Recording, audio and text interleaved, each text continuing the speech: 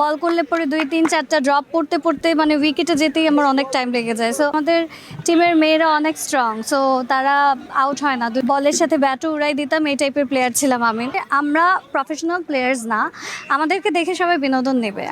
খেলতে আসার অনুভূতি তো অবশ্যই ভালো, সো ভালোই লাগছে এখন পর্যন্ত। অ্যাকচুয়ালি আমি খুব ভালো খেলি না, সো আমি ব্যাটিং বা বলিং আমার ওইভাবে করে ফিল্ডে চান্স পাইনি এখনও, কারণ আমার থেকে বেটার প্লেয়ার্স আছে। তারা আউট হলে পরেই অ্যাকচুয়ালি আমি ঢুকতে পারবো। বাট নর্মালি যেটা হয়, আমাদের টিমের মেয়েরা অনেক স্ট্রং, সো তারা আউট হয় না, দুইজনই 2টা ওভার কমপ্লিট করে ফেলে, সো আমি আর নামার চান্স পাই না। হ্যাঁ, আমার এরকমই মনে হচ্ছে। আমার শুধু এটাই মনে হয় যে এসে একবার যদি একটু ব্যাটিং করতে পারতাম। বাট আমার অ্যাকচুয়ালি ক্রিকেটের কোনো এক্সপিরিয়েন্স নাই, ছোটোবেলায় ওরকম এক্সপিরিয়েন্স নাই। ছোটোবেলায় 1-2বার খেলেছি, প্লাস্টিকের ব্যাটে খেলেছি, বলের সাথে ব্যাটও উড়াই দিতাম, এই টাইপের প্লেয়ার ছিলাম আমি। সো ওইখান থেকে আসলে ইভেন এখানেও আমি লাস্টে জয়েন করেছি। মনে হয় যে আমি যদি ব্যাটিং করতে পারি আমার খুব ভালো লাগবে, বিকজ বলিংটা আমি এনজয়ই করি না। বল করলে পরে 2-3-4টা ড্রপ পড়তে পড়তে মানে উইকেটে যেতেই আমার অনেক টাইম লেগে যায়। So I don't enjoy bowling, but ব্যাটিংটা এনজয় করি। কিন্তু এতটা ভালো যেহেতু খেলি না, ছোটোবেলা আমার আসলে ক্রিকেট অনেস্টলি খেলা হয়নি কখনো। আমার একদম ছোট থাকতে প্লাস্টিকের ব্যাট দিয়ে বল দিয়ে খেলেছিলাম, সেটা এমনই প্লেয়ার ছিলাম যে বলের সাথে ব্যাটও উড়াই দিতাম, এমন টাইপের প্লেয়ার ছিলাম আমি। সো এখানেও আমি লেটে জয়েন করেছি, যার কারণে আমার প্র্যাকটিসটাও কম হয়েছে। বাট স্টিল ট্রাইং, আমি প্র্যাকটিস করেছি। যদি ওনারা আউট হয় 4জন, তাহলে আমি চান্স পাবো। The idea of the match, that is the main idea of the match, যে আমরা প্রফেশনাল প্লেয়ার্স না, আমাদেরকে দেখে সবাই বিনোদন নেবে। আমরা যদি প্রফেশনালি কখনো খেলা শুরু করে দেই, তাহলে কিন্তু আসলে কেউ আমাদের এই খেলাটা দেখবে না, মজা পাবে না।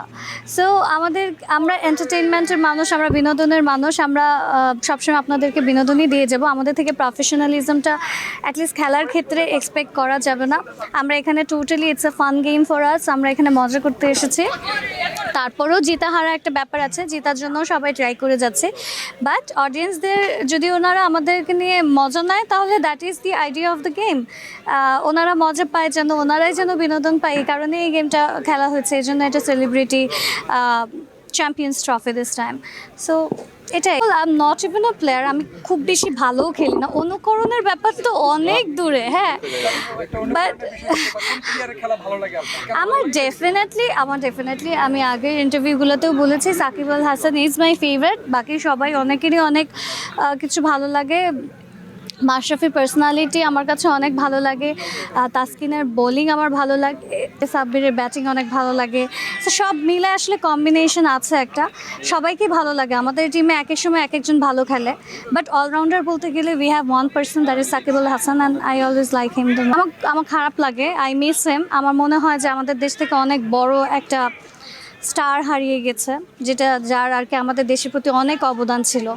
So I miss him. I hope, মানে আমি মন থেকে আসলে এটা ফিল করি যে আই উইশ যে আমাদের পলিটিক্সটা থাকতো না গেমসের ভিতরে, বা যে কোনো সেক্টরে। পলিটিক্সের জায়গায় পলিটিক্স থাকতো, বাট পলিটিক্স এমন একটা জিনিস যেটা হলো আমাদের যে কোনো সেক্টরে ঢুকে গিয়েছে, and that is very sad.